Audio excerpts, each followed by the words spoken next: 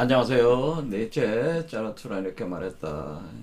52번째 영상입니다. 제가 지난 영상까지 에, 일부에 있는 그 소설 해설을 하는 데만 51개의 동영상 이제 제작이 됐는데요.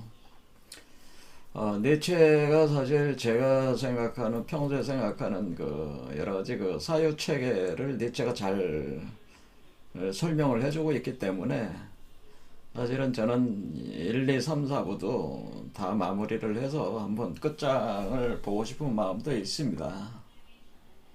그러려면은 올해 한 해가 다 투입이 돼야 될 것 같아요. 물론 제가 다른 영상도 많이 그 제작을 하고 싶은 욕심이 있죠. 지금 그 주역, 정역, 뭐 삼역이라든가 뭐 이런 부분들도 제가 해석을 하고 있는데 앞으로 또 이제는 불교의 반야 열애장 사상 같은 걸 좀 다루고 싶고, 그리고 우주 물리학 분야도 제가 좀 손을 대고 싶은데 지금 또 역사 문제도 좀 손대고 있잖아요. 그러니까 할 일은 많고 시간은 없다는 거죠, 사실은. 그런데도 니체의 자라투라 이렇게 말했다는 이 텍스트는 어, 서양의 그 철학 사유 체계에 이렇게 그 잠식돼 있는 분들에게는 좋은 길잡이가 되기 때문에 계속 하는 것이 좋을 것 같다, 그런 생각이 들어가지고 뭐 언제까지 할지 모르겠지만은 진행을 해보려고 합니다. 그래서 오늘은 일부의 일부가 이제는 총 22장으로 이루어져 있는데, 일부 22장 중에서 오늘 첫 장이죠. 일부 1장이 바로 새 변화에 대하여 이렇게 되는데, 새 변화에 대하여. 그래서 이게 일부는 총 22장, 22장으로 되어 있어요. 그 중에서 1장 새 변화에 대하여 오늘부터 이제 들어가 보겠습니다. 근데 제가 이미 말씀드렸듯이 서설 할 때처럼 그 문장을 다 읽지는 않고, 왜냐면 그러다 보면은 10년을 해도 못할 것 같아요. 그러니까 시간이 없어요. 그러니까 다 읽지는 않고 키포인트만 주로 많이 얘기를 해보면서 진행을 하려고 합니다. 그래도 1년은 걸릴 것 같습니다, 이걸 다 보려면. 자, 1부의 그 1장이 새 변화에 대하여 해서 우리가 정신이라고 하는 것이 니체는 세 개로 변용이 된다, 이렇게 얘기를 합니다. 그래서 처음에는 이렇게 낙타로 시작해가지고 그 다음에 사자가 되고 그 뒤에 아이가 된다고 하는 거죠. 이렇게 아이가 된다. 그래서 이 정신이 우리가 그러니까 이렇게 상승을 해 나가는 과정 자체가 정신이 변용하는 과정이라는 거죠. 그래서 낙타에서 사자에서 아이로 변용을 한다. 요게 이제 새 변화라는 거죠. 새 변화를 한다고 하는 거죠. 자, 이 아이로 이렇게 나온다고 하는 거는 이미 우리가 유버맨시라고 하는 것이 수태 분만해 가지고 사람 몸에서 수태 분만이 돼서 태어나는 아이, 그게 유버맨시니까 이 아이상으로 나오는 게 최종적인 모습이겠죠. 그래서 항상 요 우주 알 같은 곳에 아이를 제가 넣어놨잖아요. 이렇게 태아 형태의 아이를 넣어놨어요. 근데 이 태아가 이 알을 깨고 나오면 요 아이가 되는 거죠. 그러니까 우리가 그동안 봐왔던 그 수태분만의 개념으로 보면은 낙타와 사자는 이 수태 과정이라는 거죠. 이 수태가 돼가지고 이 우리 몸속에서 얘는 수태가 돼가지고 태아가 자라는 모습이죠. 그러니까 우리가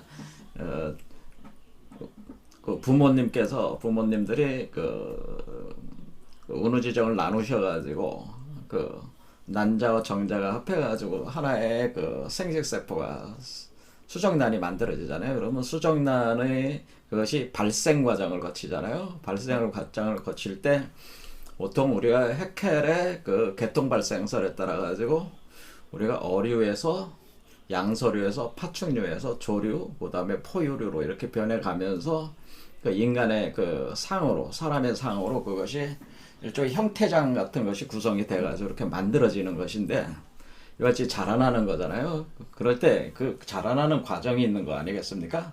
그러고 나서 어머니 뱃속에서 10달을 채운 뒤에 경도를 통해서 태어나는 게 생명의 신비죠.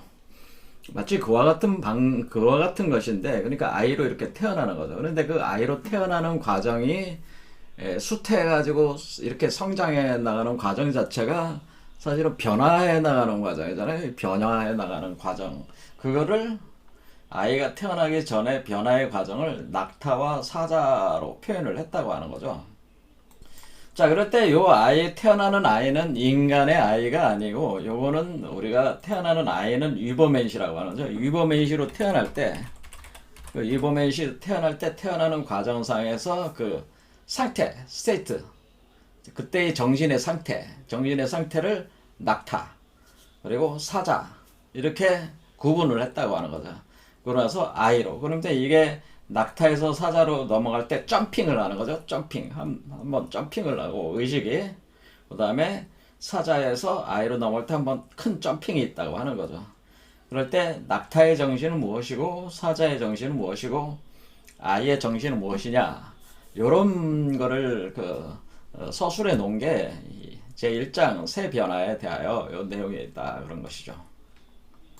자, 그런데 일부 1장의 내용은 사실 일부 전체, 22장의 일부에서 시작한 거니까, 그 일부가 배경이 되는 도시가 있어요. 이 도시가 얼룩소 도시라고 되어 있습니다. 얼룩소 도시.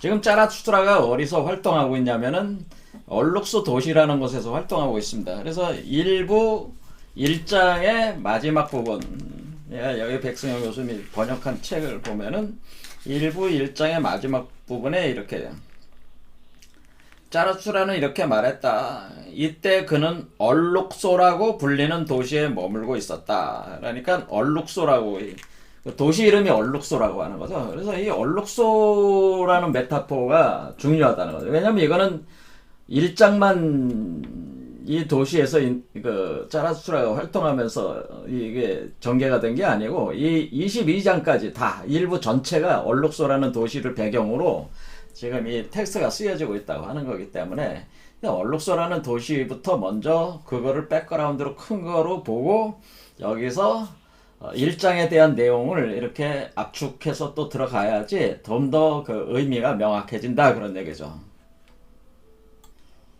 자, 그럼 얼룩소라는 도시의 메타포가 뭐냐? 지금 소잖아요. 소? 카우로 하고 있는 카우. 그래서 이 얼룩소라는 도시의 메타포는 어디에서 우리가 그거를 파악할 수 있냐면은, 여러분들이 그 15도라는 거를 들어보셨는지 모르겠지만은, 15도가 있어요. 15도. 불교에서 주로 수행하시는 분들이 이 15도의 이치에 따라 가지고 이제 자신의 열애장, 그러니까 자신 몸 안에 열애가 포태되어 있는 거죠. 그 포태되어 있는 열애장을 육바라밀로 활성화시켜가지고 태어나게 하는 거예요. 유버메시 탄생과 같아요.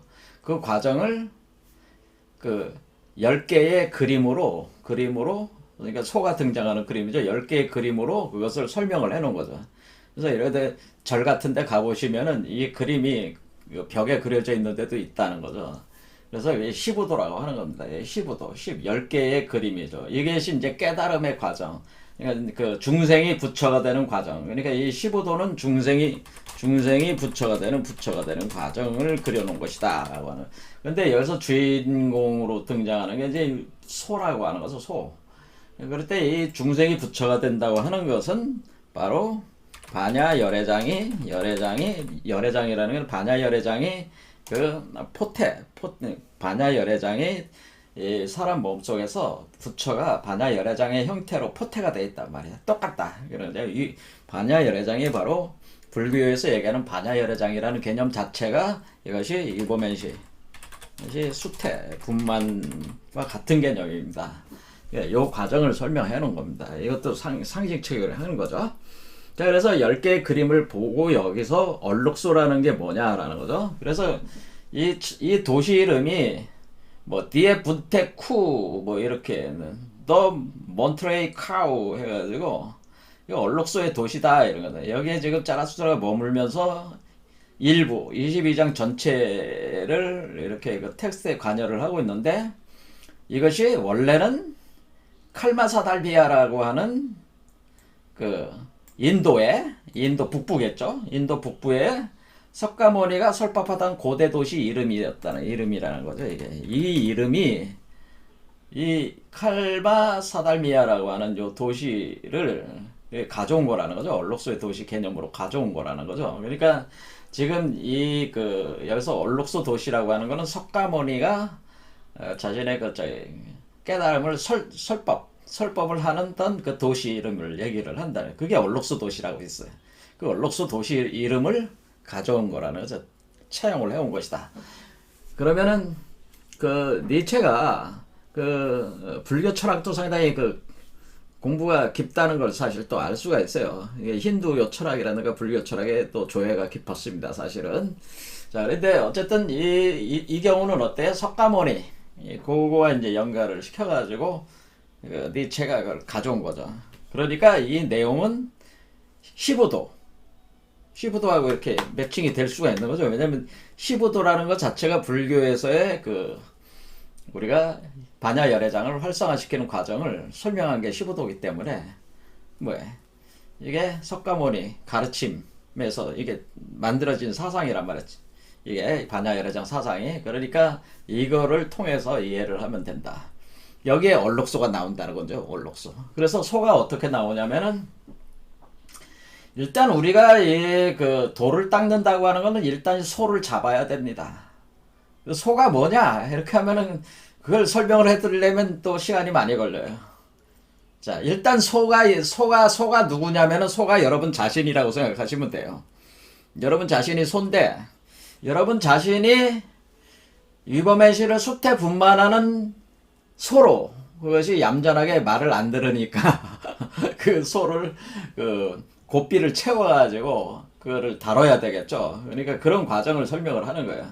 첫 번째는 시무라고 해가지고 시무 소를 찾아라 그런 뜻이야. 소를 찾는다. 그러니까 이때 여기 등장하는 게 뭐 어린아이가 등장하죠. 동자가 등장하잖아요. 지금 우리도 여기 수태분만에서도 지금 아이가 등장하잖아요. 아이가 나오듯이 여기도 어린아이가 나온단 말이야. 아이 동자가 나온다. 아이 동자.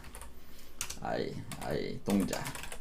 그러니까 우리가 그거를 뭐라는 어린아이 동자 이렇게 되는 거죠. 동자 한자로 쓰면은. 그래서 아이가 지금 뭐냐면은 이 소를 잡으려고 이 그림을 보면은 소를 잡으려고 저 밧줄을 들고 찾아다니고 있는 거죠. 그러니까 딱 찾았다 보니까 소의 발자국이 있어. 그게 견적이라고 하네. 그래서 소의 발자국을 발견했어.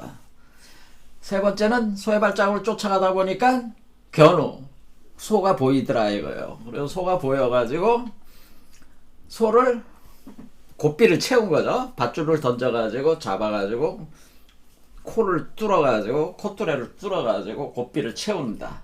그런데 여러분들이 이제 소의 그림을 잘 보면 어떻게 됐어?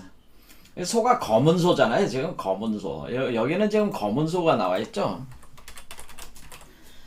자, 그래서 우리는 여기 그림에서 검은 소로 시작하는구나 라는 거를 알 수가 있습니다. 자, 검은 소다. 그런데 이 소가 검은 소인데 콧뚜레를 뚫어서 이 모구, 그러니까 이때 모구는 소를 방목해서 키우거나 또는 농사를 짓는 개념이죠. 농사. 소를 데리고 농사를 짓는다. 그렇게 보면 돼. 모구 또는 농우 이런 개념은 농사 짓는 소, 모구, 방목해서 기르는 소. 그래서 소를 기르는 거죠. 이럴 때는 얼룩소가 된다는. 자, 그러면 우리가 지금 이 소가 검은 소가 서서히 색깔이 바뀌어 나가면서 진갈색으로 바뀌면서 여기 서서히 이 몸이 어떻게 되냐면 이 흰색으로 절반이 흰색으로 바뀌었잖아요. 요게 얼룩소가 된 거죠. 그 다음에 모구 상태는 그렇단 말이에요. 그러면 기우기가 할 때 그러면 다 방목이 다 끝났어. 모구가 돼가지고 또는 농사가 다 됐을 때 그때 기우기가 그러니까 소를 타고 집으로 돌아온다. 이 집으로 돌아올 때 요 소는 바로 배구가 됐다라고 그래. 배구 하얀 소. 그래서 소를 데려와가지고 이제 그 다음 과정이 쭉 진행되고 맨 마지막에 입전수수 하는 거는 자기가 이제 도를 다 깨달은 겁니다. 그래서 반본환원한다고 하는 것은 근원의 자리에 자기가 돌아간다는 거고, 돌아가서 자기가 다시 새색 세계로 하강하는 과정. 이렇게 짜라쓰라가 다시 하강하는 개념이 이렇게 돼. 이런 과정으로 진행이 될 때에 우리가 여기서 얼룩소라고 하는 게 바로 다섯 번째 부분의 얼룩소가 되는 걸 알 수가 있어요. 자, 지금 니체는 지금 정신의 변화에 대해서 낙타, 사자, 아이로 이렇게 표현했지만은 지금 불교에서의 15도에서는 그 변화를 뭐로 표현한 거예요?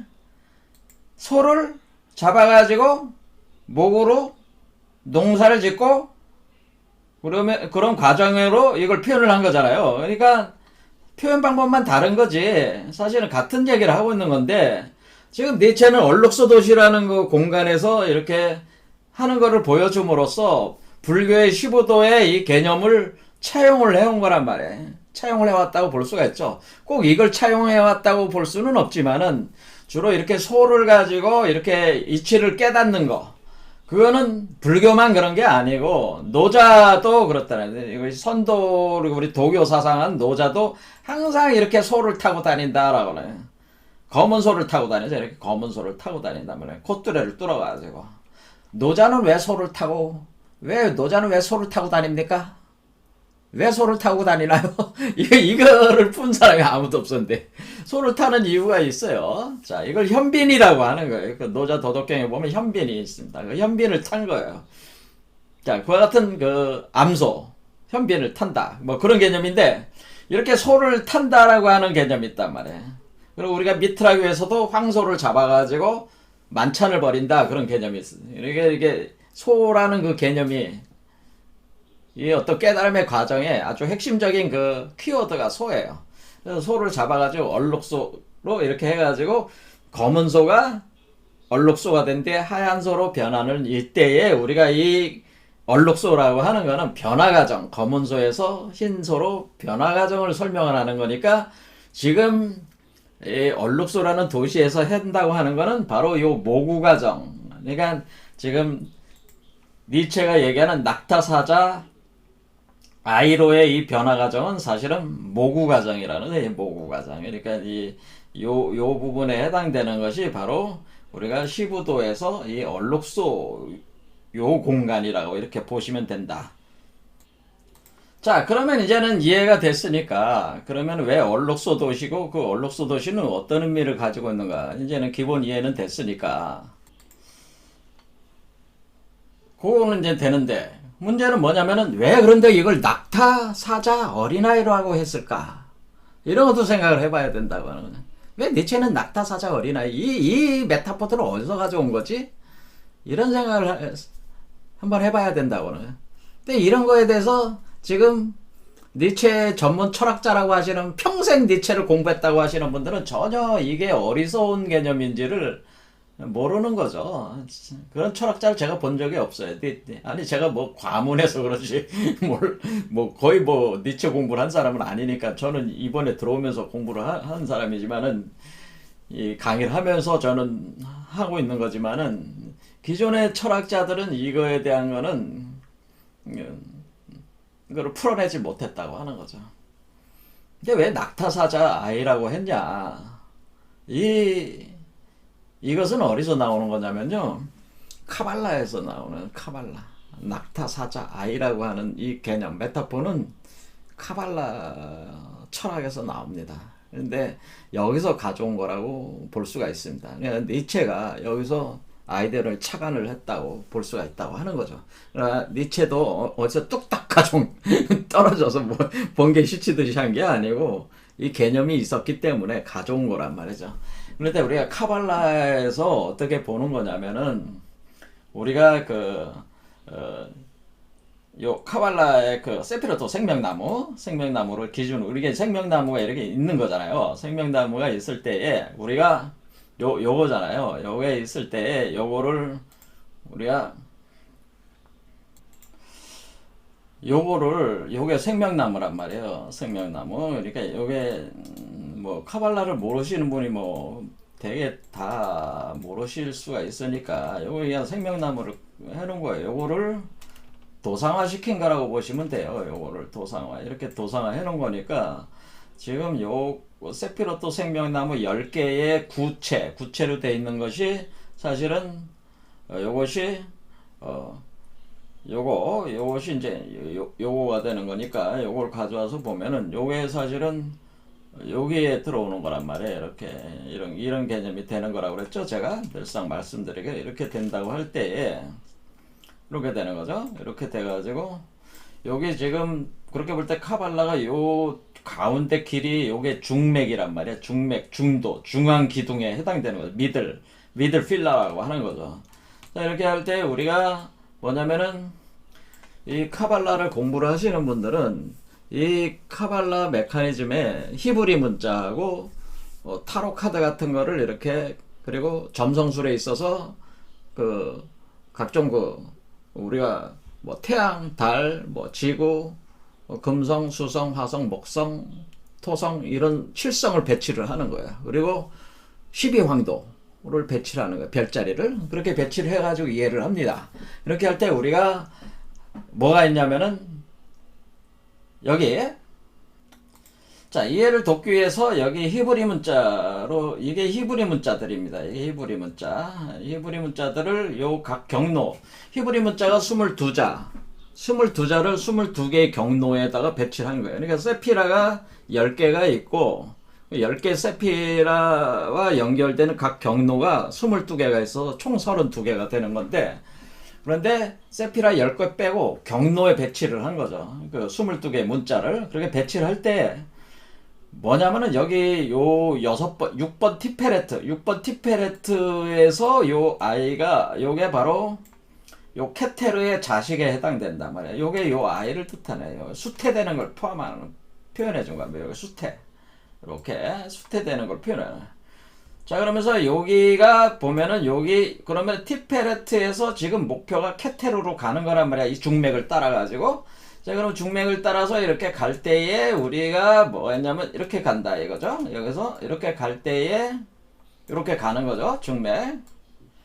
자, 정확하게 관통을 하면서 갈 때에 우리가 그러면은 요 경로 있잖아요. 요 경로가 요 경로. 그러니까 다시 말씀드리자면은 요것이 다시 뭐다? 요게 바로 여기서 보면은 가슴 차크라에서 여기 이렇게 가는 거예요. 이렇게 여기서 여기까지 가는 거예요. 요게 바로 요 경로를 히브리 문자로 13번째 지멜이라고 하는 겁니다. 지멜. 그래서 여기 보면은 지멜이라고 이렇게 써있어요. 자, 요게 지멜이라는 거예요. 그러면은 자, 그러면 여기 와가지고 지멜이다 이렇게 할 때 이게 히브리 문자가 이렇게 생겼단 말이에요. 이렇게 지멜일 때 이렇게 돼. 이게 지멜이잖아요. 요거란 말이에요. 요 경로요. 그럴 때 이 경로 지멜에 해당되는 요 코드, 요 히브리 문자가 상징하는 게 낙타. 그러니까 이렇게 우리가 여기서 어린아이가 여기에 수태가 되기 시작해가지고 낙타의 길을 걷는다는 거죠. 낙타의 길을 걷는 거예요. 그래. 그러니까 수태돼가지고 태어난 건 아니란 말이에요. 수태돼서 태어나는 건 언제 태어나는 거예요? 이때 여기서 태어나는 거니까 일단 여기다 수태가 돼서 변형 과정을 거쳐야 되는 거잖아요. 그렇죠. 이렇게 돼서 이걸 뭐라 그러냐면은 지멜을 낙타를 뭐라 그래? 카멜이라고 하잖아요. 그러죠? 낙타의 길이라고 하는 겁니다. 이 바로 우리가 카발라에서 13번째 13번 경로를 낙타의 길이라고 한다. 낙타의 길이라고 하는 겁니다. 그러니까 이 낙타의 길을 걷는다. 낙타의 정신이 무엇인가에 대해서 니체가 나름대로 그 특성에 대해서 설명해 놓은 게 있으니까 그걸 보면은 일단은 가장 중요한 문장이 하나가 있습니다. 그거 읽어보고 진행을 하겠습니다. 자, 내면의 외경이 깃들어 있는 억센 정신, 짊어지는 정신에게는 무거운 짐이 허다하다. 정신의 억셈, 그것은 무거운 짐을, 가장 무거운 짐을 요구한다. 이러거든. 자, 외경이 깃들어 있다고 하는 것은 우리가 이버맨 씨를 수태분만하는, 이버맨 씨의 삶을 살고자 하는, 이버맨 씨를 수태분만함으로써 그렇게 하고자 하는 그 동경, 외경이 있는 거죠. 이버맨 씨에 대한 동경, 소망, 희망이 있는 거죠. 그래서 자기가 임신을 해가지고 포태에서 분만을 하려고 해. 그럴 때 우리는 뭐냐면은 여기서 이버맨 씨를 뭐로 본 거예요? 가장 무거운 짐으로 본 거죠. 그래서 우리가 이 가장 무거운 짐이 뭐냐? 그 무거운 짐을 짊어지려고 하는데 그 무거운 짐이 가장 무거운 짐이 바로 이버맨 씨라고 하는 거예요. 가장 무거운 짐. 자, 가장 무거운 짐이 이버맨 씨라고 얘기를 했는데 그럼 왜 이버맨 씨가 가장 무거운 짐일까요? 이버맨 씨라고 하는 것은 이버맨 씨의 세계죠. 이버맨 씨의 세계를 구현하는 이버맨 씨인데 이 이버맨 씨라고 하는 존재 자체는 하나의 세계란 말이야. 하나의 세계. 우주 세계란 말이야. 우주 세계. 그래서 우리가 여기 이버맨 씨를 이렇게 감싸고 있는 이거를 다른 말로 우리가 코스믹 에그라고 합니다. 코스믹 에그. 자, 코스믹 에그라는 말이 이게 뭐예요? 우주알이라는 말이죠. 코스믹 에그는 우주가 담겨있는 알이야. 근데 아직 알을 깨지 않은 상태죠. 자, 우주 알에 지금 이버맨 씨가 여기 알 속에 있다. 이렇게 생각하시면 돼요. 여기서 자라고 있다. 우주 알이 성숙하는 과정이다. 이럴 때 코스믹 에그라는 우주 알이 이 세상에서 제일 무거운 게 뭐예요? 이 세상에 제일 무거운 게 이 세상 그 자체죠. 그러니까 우주 자체가 제일 무겁잖아요. 그렇죠. 근데 우주 알에서 모든 게 다 나왔으니까 그 우주 알이 사실 가장 무거운 거야. 그렇죠. 그 가장 무거운 우주 알을 하나의 우주를 짊어진 거란 말이에요. 지금 낙타는 지금 이버맨 씨의 세계를 짊어졌는데 그 이버맨 씨의 세계는 코스믹 에그의 세계다. 우주 알의 세계다. 하나의 우주 세계다라고 하는 거예요. 하나의 우주 세계를 짊어졌으니까 이 우주 세계가 작지만은 사실은 이 거대한 우리가 살고 있는 우주와 같은 우주란 말이야. 이해하기가 어려우시겠지만은 그렇단 말이에요. 그러니까 우리가 사실 우주를 짊어진 거다라는 거예요. 우주알을 대우주알, 이걸 이제 대우주알이죠. 우리 인간으로서 소주알이 아니고 대우주알, 이버맨 씨는 대우주기 때문에 대우주알을 짊어졌다라고 하는 겁니다. 그러면은 이것이 가장 무거운 거죠. 우주를 짊어진 거야. 그러니까 낙타가 지금 우주를 포태해가지고 가고 있다, 짊어지고 가고 있는 거죠. 그러니까 가장 무거운 짐을 지고 있어. 바로 이 우주알을 짊어지고자 한다고 하는 겁니다. 낙타라고 하는 것은. 이 짊어지는 정신이라고 하는 거죠. 자, 그래서 낙타는 부정적인 개념이 아니죠, 사실은. 근데 많이 부정적으로 해석하시는 분이 많이 있는데 그게 아니고 수태하려는 정신이죠. 수태하려는 정신. 이버맨 씨를 수태하려는 정신이 낙타의 정신이고 이버맨 씨는 우주이기 때문에 우주 그 자체 새로운 우주란 말이야. 옛 우주가 아니고 새로운 우주, 신천지란 말이야. 신천지, 새로운 천지란 말이야. 새로운 천지 세계이기 때문에 이 새로운 천지 세계를 짊어졌다라고 하는 거야. 그러니까 엄청난 짐을 짊어진 거나 마찬가지다라고 하는 겁니다. 자, 그러니까 여기서 이제 이 답을 알았어요. 그래서 가장 무거운 짐을 짊어진다. 그것을 짊어지길 원한다. 그것이 왜? 그것은 우주알이기 때문에 그런 거예요. 엄청난 우주알이죠. 그래서 이거에 대해서 이제 7가지에 걸쳐가지고 또 이제는 특성을 설명을 하고 있습니다. 첫 번째는 가장 낮고 어두운 곳에 임하는 겸손한 정신. 그러니까 가장 낮고 어두운 곳에 임하는 겸손. 자, 우리가 이 수태분만을 하기 위해서는 어때? 그 하나의 우주세계를 짊어지기 위해서 뭐야? 가장 낮고 어두운 곳으로 임해야 된다고 하는 거죠. 그래서 그걸 모든 걸 수용할 수 있는 가장 낮은 곳으로 임하는 겸손성이 있어야 된다라고 하는 거다. 그 마음 자체가, 상태 자체가. 낙타의 정신이 그런 것이라는, 받아들이는 거죠. 수용하는 거죠. 왜? 내가 이버맨 씨를 수태분만하게 해서 모든 것을 감수해야 되잖아요. 그렇죠? 그럼 모든 것을 받아들여야 돼. 그러면 나에 있어서 나의 가장 어둡고 가장 낮은 바닥까지 나는 내려가 봐야 된단 말이야. 나의 가장 겸손한 모습을 보여줘야 된단 말이야. 그러니까 가장 낮고 어두운 곳에 임할 수 있는 정신, 그 겸손의 정신이 있어야 된다고 하는 거죠. 낙타 상태에서는. 그 겸손의 정신이 있어야 된다. 이것이 이제는 니체가 한 얘기고, 두 번째는 대가와 보상을 바라지 않는 헌신. 그러니까 우리가 엄마가 아이를 임신해서 낳았어. 그래서 내가 엄마가 아이한테 뭐 대가를 바랍니까? 그런 게 없잖아요. 부모가 자식한테 대가를 바라는 게 아니잖아요. 특히 엄마는 그렇잖아요. 대가와 보상을 바라지 않는 헌신. 그런 헌신하는 정신이 낙타의 정신이다. 그런 거죠. 생명을 길러내기 위해서 그 생명의 모든 것을 투자를 하는 거잖아요. 자기가. 그렇죠. 자기가 가진 모든 것을 넣어주는 거예요. 그 생명에. 태어나는 아이에게 주는 거죠. 그렇죠. 태어나려고 하는 아이가 뱃속에 있을 때부터 헌신을 다해가지고 키워내는 거니까 그런 헌신하는 정신. 그것이 낙타의 정신이다. 그런 얘기죠. 그 다음에 산에 오르는 이유는 이렇게 하는 게 우리가 여기서 위로 이렇게 가는 게 결국 이게 산에 올라가는 거잖아요. 낙타는 평지로 가는 거지만은 결국 이렇게 쭉 천천히 산으로 올라가는 겁니다. 올라갈 때 유혹자는 유혹 당하는 자다. 그런 개념이 있습니다. 누가 유혹을 합니까? 근원적인 내가 유혹을 하는 거잖아요. 너가 유범민 씨를 낳아라. 유범민 씨를 통해서 위대한 인간이 되어라. 그런 유혹을 하고 있는 거잖아요. 그렇죠. 그러면 또 뭐예요? 이 존재를 태어나게 하는 요것이 유혹 당하는 자지만은 또 유혹 당하는 자가 유혹하는 자를 또 유혹하는 것이다. 왜?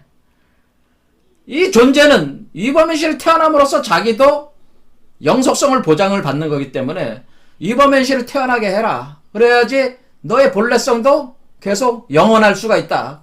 이 존재도 서로가 서로를 유혹하며 유혹당하면서 서로가 서로에게 거울이 되면서 지금 가고 있는 거란 말이에요. 그래서 이러한 과정이다. 이런 상태다라고 하는. 그러니까 유혹당하면서 유혹하는 상태다라고 이렇게 표현한 거라. 그 다음에 심령이 가난한 자는 복이 있다. 네 번째, 현실에서 배고픔을 해결하기엔 불가능하다. 그러니까 심령이 가난한 거는 아무리 뭐 현실에서 잘 먹고 잘 살아도 이게 채워지지 않는 공허함이 있잖아요. 채워지지 않잖아. 심령이 가난하다. 이게 가난하지 않으면 일을 할 수가 없는 거잖아요. 갈 수가 없는 거잖아요. 지금 우리가 위범현실 수태분만하려면은 갈망이 없으면 안 되는 거란 말이에요. 자기가 뭔가 이 현실 세계에서 이 충족되지 않는 부분들이 있으니까 이 길을 갈 수밖에 없으니까 가는 그런 것이 있어야 돼. 그런 배고픔, 가난함, 비어있음, 그게 있어야지 현실 세계에서 충족되지 않는 것들 때문에 이 길을 가는 거기 때문에 그것이 심령적 가난함이라고 하는 거죠. 그 심령적 가난함. 그런 상태라고 하나요? 그런 갈망, 갈증, 동경하는 상태. 그걸 채우려고 하는 상태. 그러니까 우리가 가운데 여기 구멍이 뻥 뚫려있는데 구멍을 채우려는 허허실실하려고 하는 그런 허실. 비어있는 것을 공허함을 채우려는 과정이라고 하는 거죠. 또 어떻게 보면 이게 허무주의적 공허함을 채우려고 하는 그 과정이다. 이렇게 볼 수가 있다는 거죠. 그 다음에 지금 이 상태는 병든 상태다라고 하는. 왜? 지금 현실적으로 지금 현실 세계를 떠났잖아요. 지금 현실 세계를 떠나서 새로운 세계로 가려고 하는 거니까 현실 세계에서 보는 사람들이 볼 때는 이범현 씨를 추구하는 사람들은 다 정신병자란 말이야. 왜? 기존의 체계에서 이 내가 겪고 있는 그 불안과 공허함과 그런 거를 기존의 현실 세계에서 해결할 약이 없어. 약이 없단 말이야. 약이 없어. 그러니까 정신병을 치유할 수가 없다는 거지. 그러니까 지금 우리가 위범현실상 포태에서 이렇게 가는 사람들은 현실에서 자신의 정신적인 이런 궁핍함, 이런 병적 상태, 이것을 해결할 방법이 약이 없다. 현실에 약이 없다고 하는 거죠. 현실에 약이 없으니까 정신병 상태죠. 그래, 정신병 상태다라고 하는. 지금 이 낙타의 상태는 정신병 상태다라고. 그래서 정신병 상태라는. 그러니까 현실에서는 그 해결이 불가능하다는 거지. 약이 없는 상태라는 거야. 정신적인 질병이다라는 거죠. 근데 그게 정신적 질병이라는 건 뭐야? 뒤집어 보면은 이렇게 갈 수밖에 없는 요소라고 하는 거죠.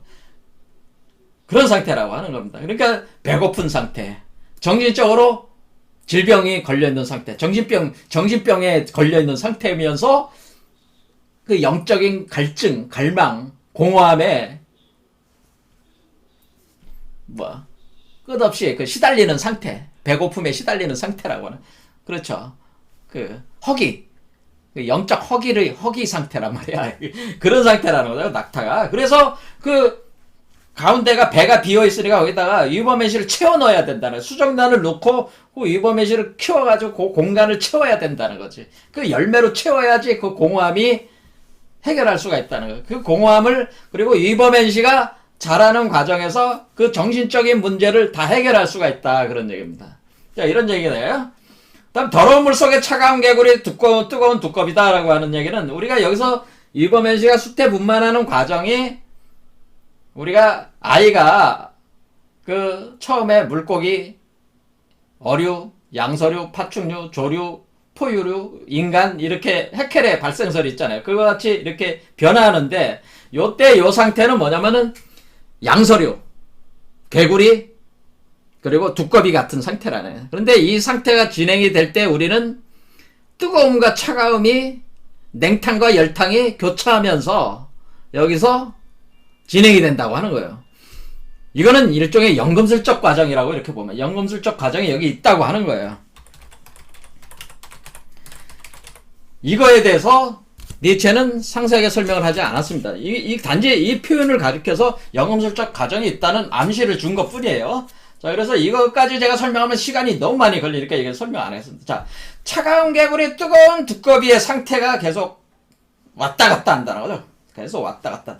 온탕에 넣었다, 아니요, 열탕에 넣었다가, 냉탕에 넣었다가, 그러니까 이 아이가 어떻다는 게, 하루는 뱃속에 있는데, 하루는 냉탕 속에 들어가 있고, 하루는 열탕 속에 들어가 있고, 요런 상태를 계속 반복합니다. 계속, 이게.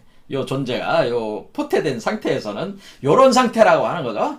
자, 그 다음은 뭐냐면은, 모든 것을 참고 인내하며 받아들이는 수용성. 이것을 인욕이라고 하는, 인내하는 거죠. 인욕. 그러니까 모든 치욕, 모든 것들을 뭐야, 다 받아들이고 참고 인내한다는 건 뭐냐면은, 내가 여태껏 그 삶을 살면서 모든 그런 문제들을 다, 그것이 더럽고 추악하든 아름답고 뭐 깨끗하고 선하든 간에 그런 거는 다 상관없이 모든 그거를 다 받아들이고, 이 유버메시 수태를 하기 위해서는 내가 겪게 될 모든 그 한마디로 치욕적인 상황들도 내가 그것을 참고 견뎌야 된다, 그런 뜻이에요.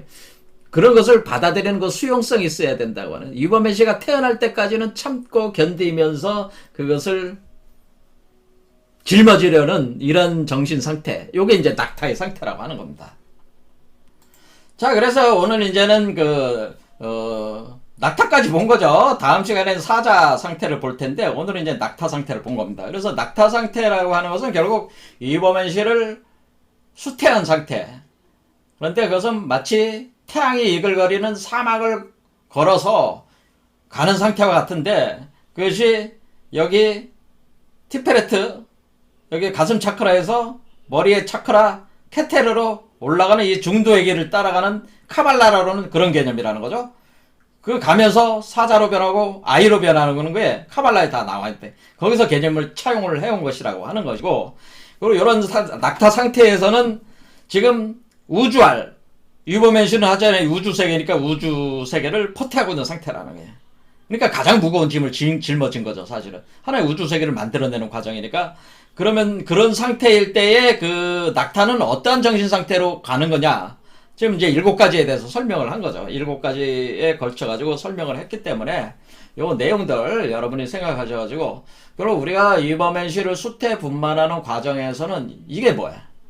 여자가 아이를 임신한 것과 같잖아요. 그런 상태로 미루어 짐작하면 대강 요 개념들을 이해할 수가 있다고 하는 거죠. 그 자신의 아이, 가장 아름다운 아이를 태어나게 하기 위해서는 모든 것을 참고 견디면서 모든 것을 뭐야, 받아들일 수밖에 없는, 자기가 처한 환경에서 일단 아이가 태어나야 되잖아요. 그러려면 모든 것을 견뎌내야 된다. 어떤 상황에서도 견뎌내야 되는 그런 것, 그러한 인내, 인욕, 그것을 우리가 불가에서는, 육바라밀에서는 그것을 인욕 정진 상태라고 합니다. 인욕, 모든 그 치욕을 참고 견디면서 정진, 나간다는 거죠. 앞으로 나간다고 하는 이런 상태가 바로 육바라밀의 인욕과 정진의 상태, 이것이 바로 낙타의 상태다 이렇게 이해하시면 되겠습니다. 자, 오늘 여기까지 하겠습니다.